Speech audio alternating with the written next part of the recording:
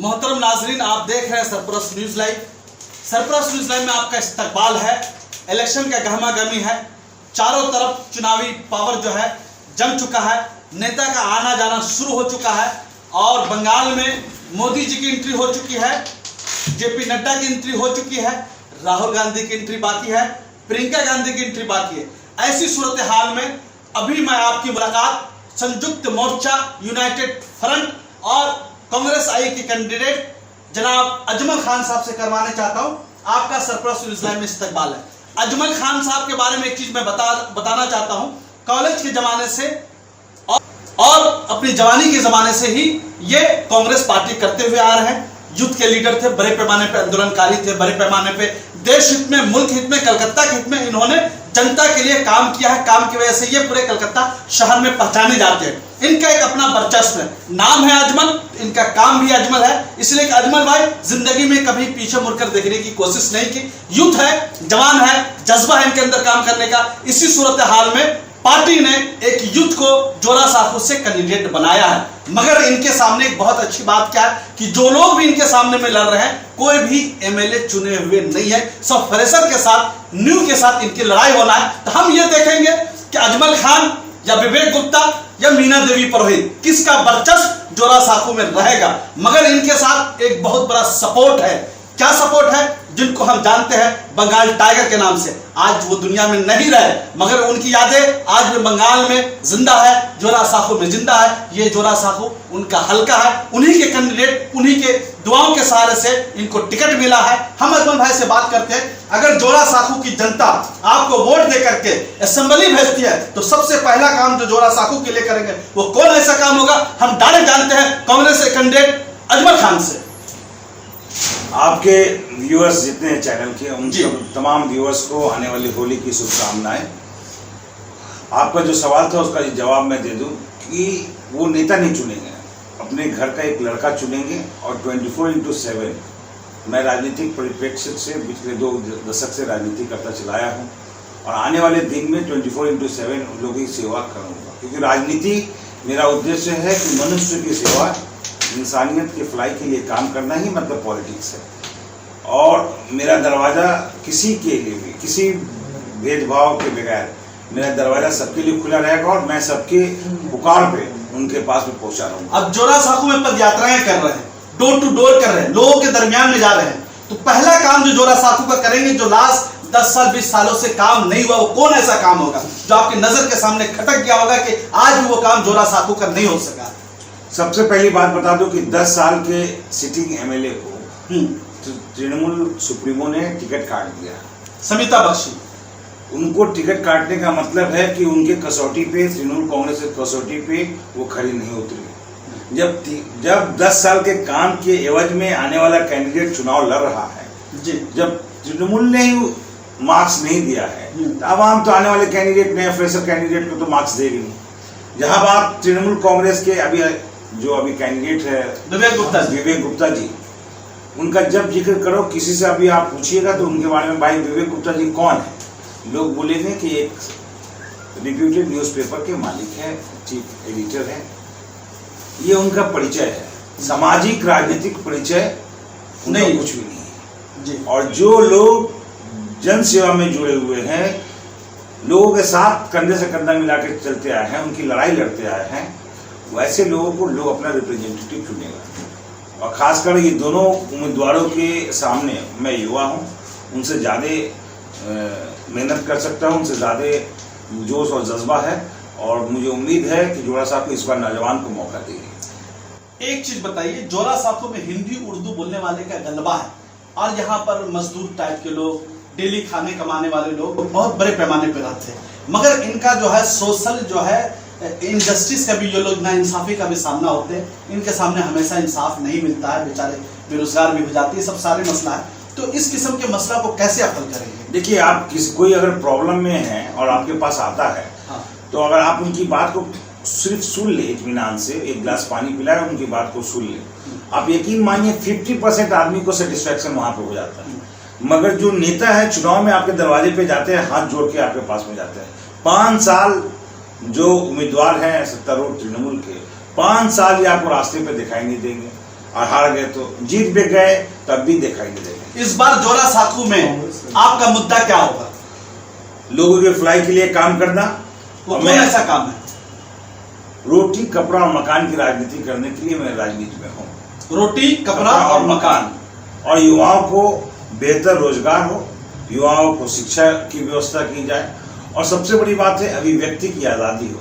लोग जो सोचे बोलने की आजादी हो, अभिव्यक्ति की आजादी हो, जो लोग के अंदर में है जबान पे आने से डर ना लगे, प्रतिहिंसा की राजनीति ना हो। जोरा साकू में मजहब की भी राजनीति बहुत बड़े पैमाने पे होगी। जय श्री राम का भी नारा लगाया जाएगा, नारे तकबीर अल्लाह अकबर का नारा लगाया जाएगा। ऐसी सूरत में क्या आपका मुद्दा जय श्री राम या नारे तकबीर या विकास का मुद्दा होगा? हम डायरेक्ट जानते हैं अजमल खान से, जो जोरा साकू के कैंडिडेट है आईएनसी और संयुक्त मोर्चा के। ये बहुत शर्म की बात है जी। जय श्री राम अल्लाह अकबर के नाम पे राजनीति करना। आप देखिए कल नानूर बीरभूम के अंदर, बीरभूम जिला के अंदर नानूर में तृणमूल कांग्रेस के एक सीनियर लीडर ने कहा कि हमारी आबादी 30-34% है और हम 4 यहाँ पाकिस्तान बना देंगे। शेख आलम ने बोला था, मैं उसके ऊपर अजीज सलाम में कल डिबेट में 4 पाकिस्तान बना देंगे, बांग्लादेश बना देंगे। मेरी आबादी 30 है, उनकी आबादी 70 है। 70 बीजेपी वाले बोल रहे हैं कि 70 हम हैं, तृणमूल क्लेम कर रहा है कि हम 30 है। तो ये पेंडुलम बनाया जा रहा ताकि बाइनोकुलर विकास की बात नहीं हो रही है। जोरा 10 साल आपने क्या किया है, आप उसके ऊपर में वोट नहीं मांग रहे। आप व्हील चेयर में बैठ कर अपना प्लस्तर दिखा के आप वोट मांग रहे हैं। एक्सीडेंट किसी का भी हो सकता है, आपका मेरा किसी का भी एक्सीडेंट हो सकता है। सहानुभूति के जरिए आप पूरे चुनाव को लड़ रहे। आपने 10 साल बहुसंख्यक के लिए क्या किया, अल्पसंख्यक के लिए क्या किया, युवाओं के रोजगार देने के बारे में क्या किया, आपको वो बताना चाहिए था ना कि 10 साल में आपका। उन्होंने कन्याश्री दिया, स्कूल कॉलेज बनाए, रास्ते बनाए, सब तो बनाए, सब बोलते सब चीज मैं कर दिया।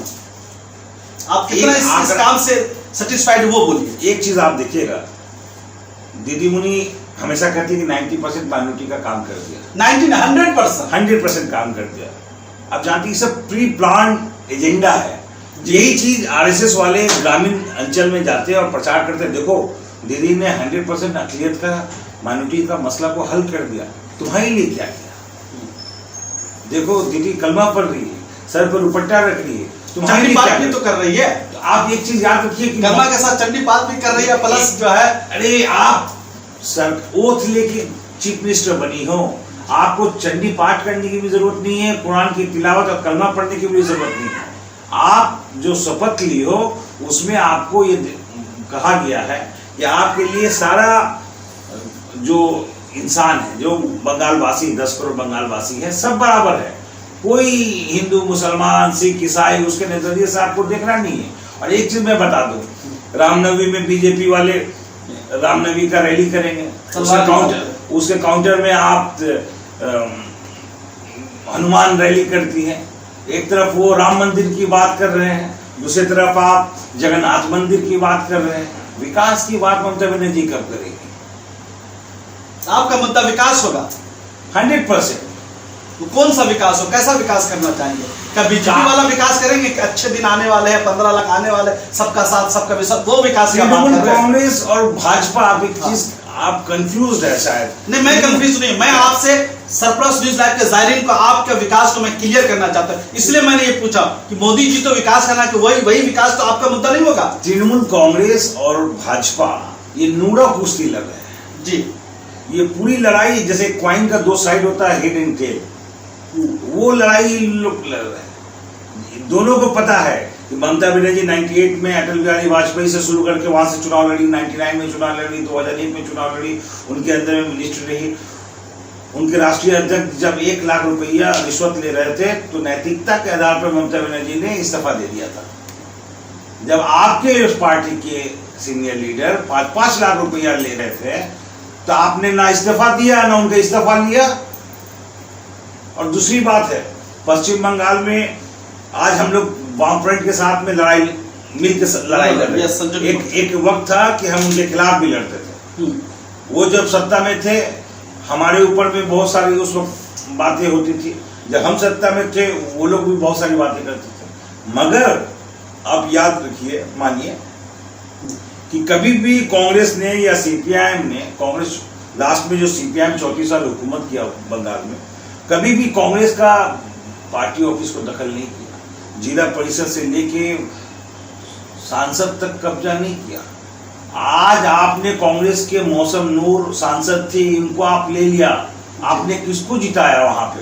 भाजपा को। उस वक्त तो मीम चुनाव नहीं लड़ रहा था 2019 के अंदर में, सही। और 68% बूथ पे पुलिंग एजेंट नहीं था भाजपा का।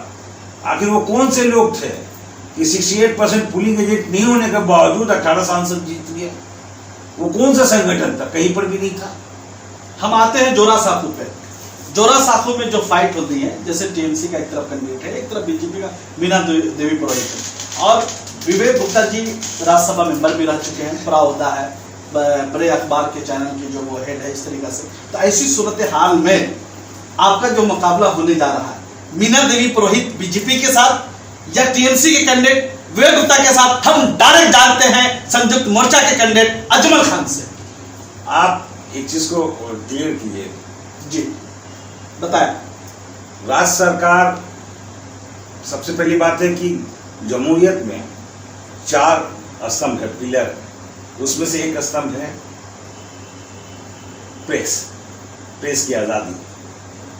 आज आप गौर कीजिएगा, उर्दू जो रिप्यूटेड न्यूज पेपर है, उसके जो चीफ एडिटर है सत्तारूढ़ दल के अंदर में, कौन सा पेपर की बात करें, नाम बताए सरप्राइज के नाम से। अखबार मशरिक। हाँ, तो खुल के बताया जाए। अखबार मशरिक के चीफ एडिटर, जो उर्दू में अखबार जो सबसे ज्यादा सर्कुलर है, जिसका सर्कुलेशन है, उसके अखबार के चीफ एडिटर सत्तारूढ़ दल के अंदर में टीएमसी के साथ डायरेक्ट, तृणमूल कांग्रेस के साथ, उसके राज्यसभा एमपी है। हिंदी में जो सबसे अखबार ज्यादा बिक्री होता है सनवार, हाँ, आप राज्यसभा के अंदर में थे। हाँ, एकदम। कुणाल घोष बांग्ला पेपर, आप राज्यसभा के अंदर में थे। तो हर अखबार, हर मीडियम, हर लैंग्वेज के अखबार के चीफ एडिटर को, मालिकों को आपने राज्यसभा में भेजने का काम किया। इसके पीछे वजह क्या था? अखबार या प्रेस का काम होता है सरकार की दुर्नीतियों को लोगों की आवाज बन करके समाज के सामने में आईना दिखाने का। वो काम हम तो कर रहे हैं ना, सरप्राइज न्यूज लाइव करा नहीं, नहीं जो बड़े मीडियम पे जो लोग नहीं करे, कोई फर्क ये लोग सरकार की दलाली कर रहे थे जी, सरकार को एक सपोर्ट ढाल बन रहे थे, सरकार की खामियों को छुपाने का काम। मुकाबला किससे होने जा रहा है आपका? मेरा मुकाबला यकीन मानिए टीएमसी या बीजेपी से। मेरा मुकाबला यकीन मानिए न तृणमूल कांग्रेस से है न भाजपा से। क्या 20 से निकलने का इरादा बना लिया है क्या? ये तो समय आएगा। और क्या प्लान है आपके पास ब्लूप्रिंट जीतने का?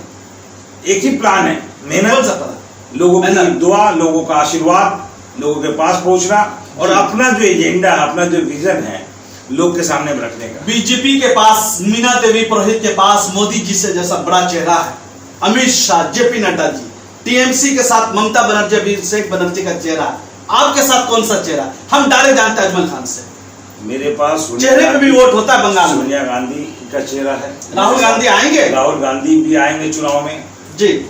देखिए, यहाँ पे भाजपा राहुल गांधी के बारे में अगर कुछ कोई कह रहा है तो आपको मैं बता दूं कि बंगाल में बहुत सारे स्थानीय नेता है जिनकी पकड़ है। अधीर रंजन चौधरी हमारे प्रदेश अध्यक्ष हैं, उनका अपना जमावड़ा किसी भी देखिएगा आप टीवी में नहीं दिखाया जा रहा, कोई भी रैली मीटिंग वगैरह हो रही है 10,000 के नीचे लोग नहीं होते। बीजेपी के पास नेता नहीं है, इसीलिए उनको अमित शाह को बुलाना पड़ रहा है। बहुत इंपॉर्टेंट सवाल आपने बात किया, इधर बहुत इंपॉर्टेंट सवाल ले लेते हैं।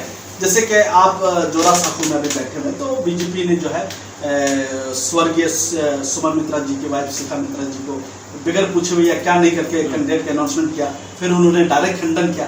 तो इसके बारे में क्या लग रहा है, मतलब कि किस तरीके से उन्होंने, किसके सोच से उन्होंने उनका नाम अनाउंसमेंट कर दिया, क्या सोच के किया था?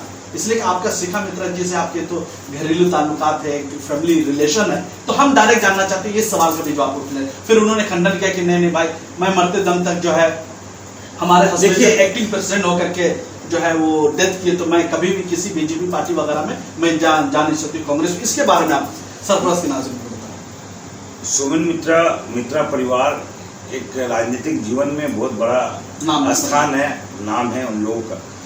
और सिर्फ शुभेंदु अधिकारी मुकुल राय ही नहीं, मैं जितना जानता हूँ जितने भी पॉलिटिकल पार्टी के नेता सारे लोग आते जाते थे। वो जब हयात से थे तब भी, उनके गुजरने के बाद उनके घर को वाले से मिलने के लिए लोग आते जाते थे। उसी क्रम में भी बीजेपी के नेताओं वहाँ पे गए, मिले जुले।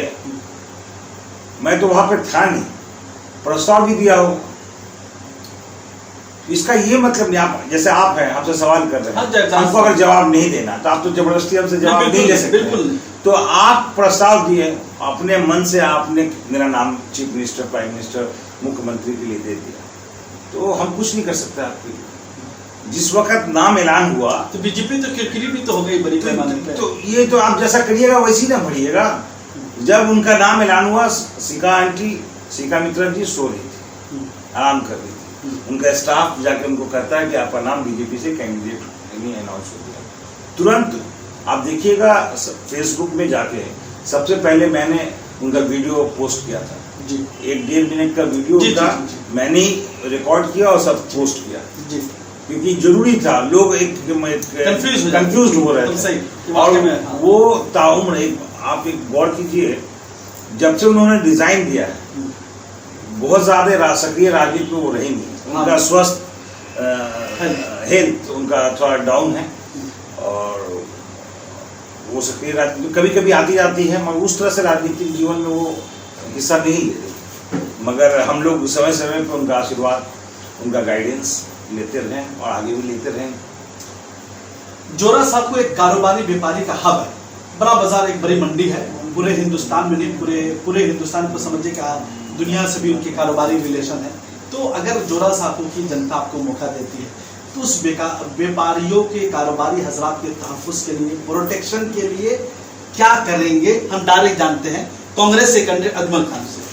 इसलिए व्यापारी जो वर्ग है, हाँ, वो काफी परेशान है। यस, यकीन मानिए, एक व्यापारी को तृणमूल कांग्रेस और भाजपा दोनों संयुक्त रूप से 10-10 बार चंदा देना पड़ता है, प्रोटेक्शन के नाम पे, कंस्ट्रक्शन के नाम पे, और बहुत तरीके की बात है। एक आदमी जो व्यवसाय कर रहा है, अलग अलग दादा दीदी का नाम लेके वहां उसके पास 10-10 बार लोग जाते हैं। तो इसको आप खत्म कर देंगे। ये जो कल्चर, ये जो सिस्टम शुरू हुआ है, ये राजनीति जीवन में जो लोग हैं, जो अभी भी वाइट पॉलिटिक्स करते हैं, उजाले में रह कर राजनीति करना चाहते हैं, ऐसे लोगों को बदनाम करने की कोशिश है। वो छूट पर ये नहीं तो वो राजनीति को समझते ही नहीं। और ये क्लास बड़ा बाजार में पूरा भरा हुआ है जी, इसकी मैं मुखालफत करता हूँ, मजम्मत करता हूँ जी, और ये सिस्टम को मैं बैन करूँगा। सबसे पहले व्यवसायी वर्ग को संगठित, तोलाबाजी और जी और संगठित करने का काम करूंगा, और उनको एक ऑर्गेनाइज वे से, ताकि अपने वो बिजनेस को सुचारू रूप से चला सकें। देखिए, महंगाई से पूरा हिंदुस्तान जूझ रहा है। पेट्रोल, गैस और एलपीजी का चरम सीमा रेखा पर है, लोग परेशान हैं, हर बीस लेकर सबका घरों का बजट बिगड़ चुका है। तो क्या आप इसके लिए भी इलेक्शन का मुद्दा बनाएंगे या नहीं बनाएंगे? हम डायरेक्ट जानते हैं। मैं कुछ महीने कबल बाजार में गया था सब्जी लेने की जी। मेरे एक जानने वाला है, हमेशा मुलाकात होती है जब बाजार जाता हूँ। 150 रुपये केजी प्याज, 150 रुपये केजी प्याज करके आवाज दे रहा था। तो इतना जोर से आवाज दोगे तुम्हारा गला बैठ जाए। बोला किस तरह से चुप हो जाए, और चुप होकर देश को बिक्री कर दे, जिस तरह से नरेंद्र मोदी देश बिक्री कर रहे हैं, वैसे का मेरा प्याज बिक्री हो जाएगा। चौकीदार नरेंद्र मोदी और अमित शाह अपने आप को चौकीदार कर रहे हैं, तो आवाम मालिक है उनके, हमारे हिसाब से। मालिक तो उनके हिसाब से अडानी। महंगाई क्या करेंगे? महंगाई मुद्दे के ऊपर क्या करेंगे? महंगाई के मुद्दे के खिलाफ आप वोट मांगेंगे? बेसिक जो चीज है, आप एक चीज देखिए, एलपीजी का, गैस बढ़ गया, पेट्रोल का, डीजल का, ममता बनर्जी कुछ पैसा, कुछ रुपया बढ़ गया। आप सेंट्रल दोनों आप यकीन मानिए, मतलब इसलिए नहीं, तृणमूल कांग्रेस और भाजपा ये एक ही सिक्के के दो साइड। महंगाई मुद्दा होगा आपका 100%। जो रोजगार सबसे पहले एक इम्पोर्टेंट सवाल लेते, एकदम इम्पोर्टेंट, समझिए कि एकदम नफ्स में पकड़ करके बात कर रहा हूँ। उर्दू को दूसरी सरकारी जबान का 2011 में वादा किया गया था। बिल असेंबली पास हो गया, गवर्नर को पास हो गया, मगर उसको किसी फाइनेंशियली कम्युनिटी से जोड़ा नहीं गया। मगर अभी तक वो नाफिजुल अमल, इम्प्लीमेंटेशन नहीं हुआ। तो क्या ये आप अपने मुद्दे में इसको शामिल करेंगे या नहीं करेंगे? इसलिए कि आप खुद एक उर्दू समझिए, आपकी मातृ जबान उर्दू है, आपका उर्दू से लगाव रहा है, तो हम डायरेक्ट जानते हैं अजमल खान से। जब आप 2011 का माइनॉरिटी वेलफेयर पे जो तृणमूल कांग्रेस का मैनिफेस्टो था जी, वो अगर आप एक बार पढ़ ले हैं, 50 बार नाम था माइनॉरिटी का, मैं जानता हूँ। आज आप नफरत करने लगेंगे। एक बार 20 बार नाम नहीं। इस बार आप 2011 का आप पेपर मैनिफेस्टो पढ़िए और 2021 का मैनिफेस्टो पढ़िए। आज ममता बनर्जी को डर लग रहा है कि जितना बार आप मुसलमान का नाम लेंगे, मुसलमान को कैंडिडेट करेंगे, मेरा वोट कम हो जाएगा, हमारी सरकार गिर जाएगी। बनाया है पूरा सीन पश्चिम बंगाल में, पॉलिटिकल सीन ममता बनर्जी ने खुद ड्रॉप किया है। आप छोटी छोटी बात बताइए, वक्फ बोर्ड का क्या हालात है, माइनॉरिटीज डेवलपमेंट के नाम पे क्या हो रहा है, नौकरी नौजवानों को, बेरोजगार नौजवान कहाँ जा रहे हैं, जो एम्प्लॉयमेंट एक्सचेंज बना हुआ है उसे कितने लोगों को रोजगार मिल रहा है, कितने इंफ्रास्ट्रक्चर ऐसे बैठे हैं। उर्दू जबान के ऊपर क्या रहेगा आपका? उर्दू को अभी नाफिजुल अमल नहीं हुआ, मगर बिल पास हो चुका, पास भी नहीं होगा। और ममता बनर्जी मान लीजिए, आप ये मान लीजिए जो होगा नहीं, हो गया बिल तो पास, इम्प्लीमेंट नहीं हुआ, ये इम्प्लीमेंट भी नहीं होगा।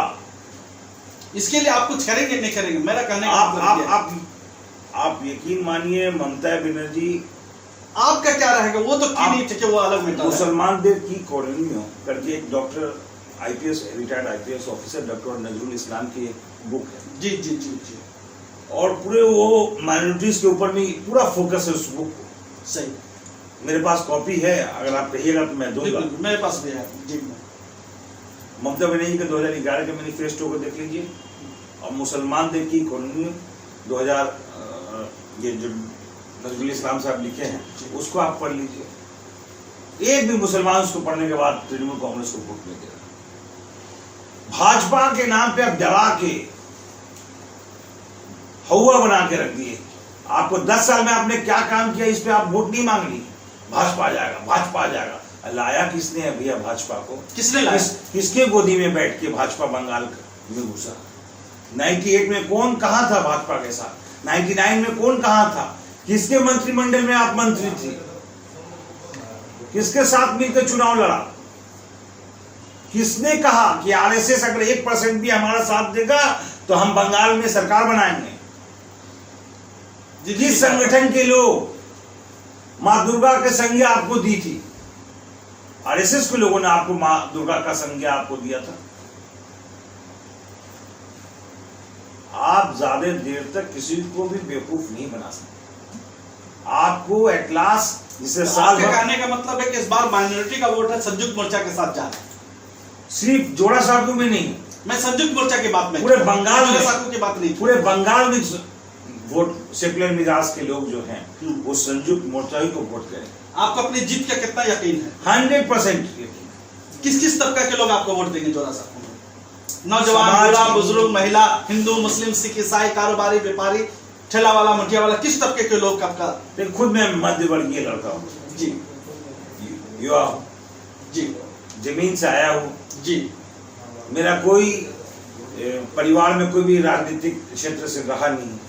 आज जिस मुकाम पे बैठा हूँ अपनी मेहनत के बदौलत और मेरे माँ बाप की दुआएं हैं जी। और मुझे पूरा यकीन है कि जो मेहनत मैं कर रहा हूँ, जो पसीना मैं बहा रहा हूँ, सुबह से लेकर शाम तक मैं जो रास्ते को नाप रहा हूँ, इसको मैं पूरा करूंगा। जनता एक बार नेता बना देती है तो फिर नेता जनता के दरमियान नजर नहीं आता है, उसके अच्छे दिन आ जाते हैं। जनता के भले आए या नहीं, तो ऐसा तो आप नहीं करेंगे कम से कम। देखिए ये मैं पूछ रहा हूँ, ये नली बात है। एक मिजाज होता है। आप एक चीज देखिए, जो आदमी रास्ते से खड़ा होके अपना राजनीतिक जीवन शुरू किया है ना, वो आप एक एग्जाम्पल भी आप नहीं दे सकते हैं। मतलब 100 में आप एक आध एक्सेप्शनल केस होगा, वो आदमी कभी भी घर के अंदर में एसी के अंदर में बैठ के राजनीति नहीं कर सकता, होगा ही नहीं। इतने प्यादे उसके आ जाते हैं ना, आम जनता बेचारा तो पहुंच ही नहीं पाता। ये यादें ज्यादा ये सब फेस करके हम तो बोल रहे हैं कि मेरे घर में कोई राजनीतिक परिवार, मेरे परिवार से कोई भी राजनीतिक जीवन नहीं मिला जी। बहुत लड़ाई लड़के हम यहाँ पे पहुंचे हैं जी। पार्टी ने आज मुझे सम्मानित किया है, संयुक्त मोर्चा का प्रतिनिधित्व करने के लिए मुझे जोड़ा साकू में भेजा है जी। तो मुझे मालूम है कि ग्राउंड लेवल पे क्या संघर्ष है, लोग क्या दुश्वारी को फेस कर रहे हैं। तो ये चीज हमको सिखाने और बताने की जरूरत नहीं है। मतलब जनता के दरमियान आप रहेंगे, जीते तब भी और मान लीजिए नहीं भी जीते तब भी। चलिए, हमने अजमल खान साहब से बहुत सारे सवालात पूछे, जोरा साहब के एक सवालात पूछे, उन्होंने बहुत हुस्न खूबी के साथ जवाब दिया। महंगाई के ऊपर बात की, हिंदू मुस्लिम सिख ईसाई की बात की, उर्दू जबान के ऊपर बात की, रोजगार के ऊपर बात की और फिरका परस्ती के खिलाफ बात की। उन्होंने बोला कि देखिए टीएमसी और बीजेपी दोनों सिक्के के एक दो ही रुख आपसी तालमेल, बहुत सारे इल्जामात भी लगाए। चलिए आप देखते रहिए सरप्राइज न्यूज़ लाइव।